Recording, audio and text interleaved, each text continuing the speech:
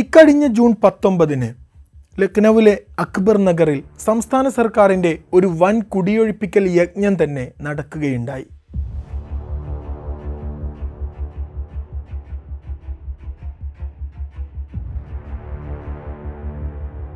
ആയിരത്തി 800 കെട്ടിടങ്ങളാണ് തകർത്തു താഴെയിട്ടത്. അതിൽ 1169 വീടുകൾ, 101 വാണിജ്യ സ്ഥാപനങ്ങൾ.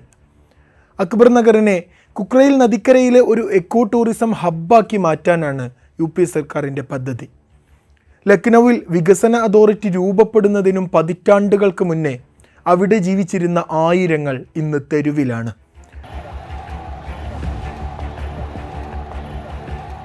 സർക്കാരിന് അപ്പോഴും ഒരേ ഒരു ഭാഷയേ ഉള്ളൂ.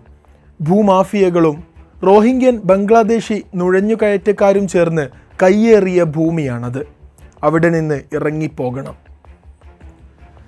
അക്ബർ നഗർ ഒരു ഉദാഹരണം മാത്രമാണ്. റോഡുകൾ ഉണ്ടാക്കാനും കുന്നുകൾ നിരത്താനും നമ്മൾ ഉപയോഗിക്കുന്ന ഒരു മഞ്ഞ യന്ത്രം കുറച്ചുകാലമായി ഇന്ത്യയിൽ ഒരു പ്രധാനപ്പെട്ട രാഷ്ട്രീയ ആയുധവും പ്രതീകവുമൊക്കെയാണ്. കൃത്യമായി പറഞ്ഞാൽ 2017 UP മുഖ്യമന്ത്രി കസേരയിൽ യോഗി ആദിത്യനാഥ് ഉപവിഷ്ടനായതു മുതലാണ് ഇന്ത്യയിൽ ബുൾഡോസർ രാജിന് തുടക്കമാകുന്നത്. देखो मैं धन्यवाद दूंगा कि मेरे आने के पहले आपने UP से बुलडोजर मंगा दिया. മഞ്ഞയന്ത്ര കൈകളുടെ തേരോട്ടം യോഗിയുടെ UPയിൽ നിന്നില്ല. മധ്യപ്രദേശിൽ, ഡൽഹിയിൽ, ഹരിയാനയിൽ, മഹാരാഷ്ട്രയിൽ പലതരം കുറ്റങ്ങൾ ചെയ്തു എന്ന പേരിൽ പലരുടെയും വീടുകളെ പൊളിച്ചടക്കി, കുടുംബങ്ങളെ വഴിയാധാരമാക്കി.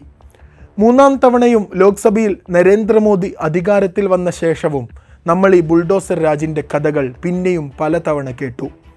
അക്ബർ നഗറിനും 4 ദിവസം മുമ്പ് മധ്യപ്രദേശിലെ മണ്ഡ്ല ജില്ലയിൽ 11 വീടുകളാണ് തകർത്തത്. ഫ്രിഡ്ജിൽ ബീഫ് കണ്ടെത്തിയെന്നതായിരുന്നു കാരണം.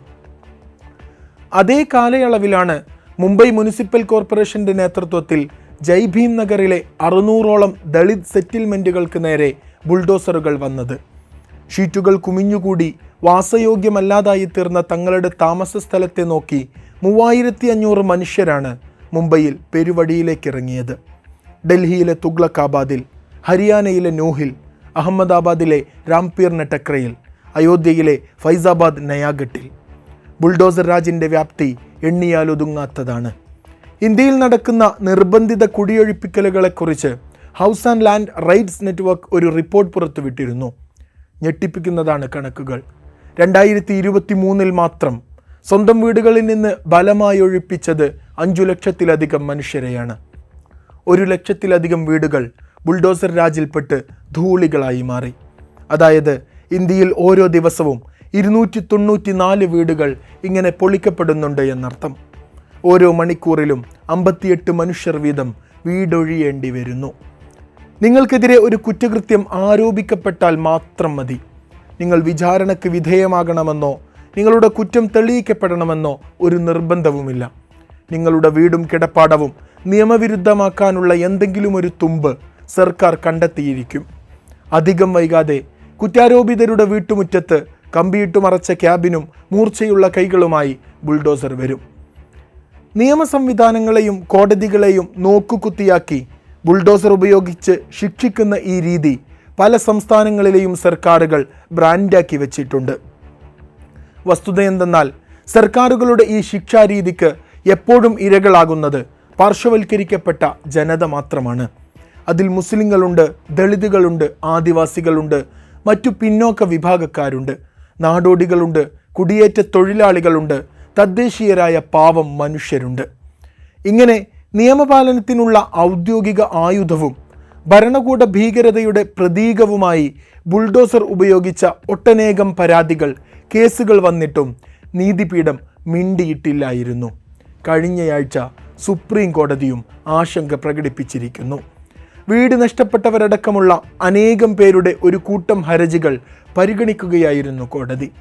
കുറ്റാരോപിതനാണെന്ന് കരുതി ഒരു വ്യക്തിയുടെ വീട് പൊളിക്കുന്നത് എങ്ങനെയെന്നാണ് കോടതി ചോദിക്കുന്നത്. ഇനി പ്രതിയാണെന്ന് കണ്ടെത്തിയാൽ തന്നെ നിയമം അനുശാസിക്കുന്ന നടപടിക്രമങ്ങൾ പാലിക്കാതെ ഒരാളുടെ പാർപ്പിടം തകർത്ത് കളയുന്നത് എന്തടിസ്ഥാനത്തിലാണ്?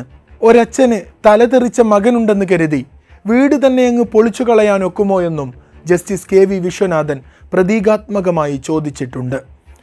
അനധികൃത കെട്ടിടങ്ങൾ പൊളിക്കാനെന്ന വ്യാജേന രാജ്യത്ത് ബുൾഡോസർ രാജ് നടപ്പിലാക്കുന്നുണ്ടെന്ന് രാജ്യത്തെ പരമോന്നത നീതിപീഠത്തിന് ബോധ്യപ്പെട്ടിരിക്കുന്നു.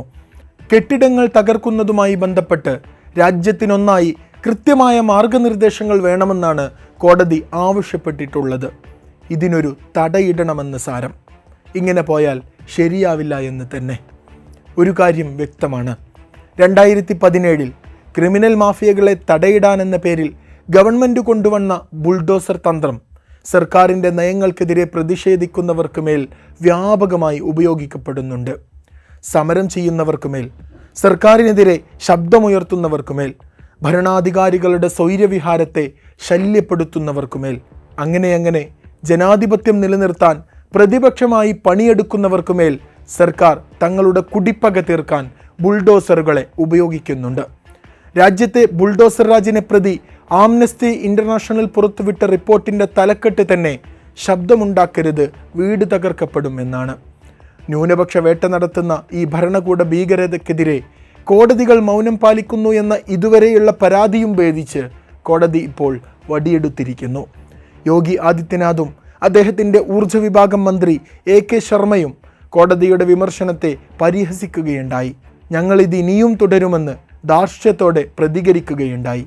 എങ്കിലും ജസ്റ്റിസ് കെ വി വിശ്വനാഥിലൂടെ ജനാധിപത്യ ഇന്ത്യക്ക് ബുൾഡോസറിനോടുള്ള ഭയം കുറക്കാനാകും. അതിലൂടെ വീട് പൊളിയും എന്ന പേടിയില്ലാതെ എല്ലാവർക്കും ഇനി ഇഷ്ടം പോലെ ഒച്ചവെക്കാനാകട്ടെ.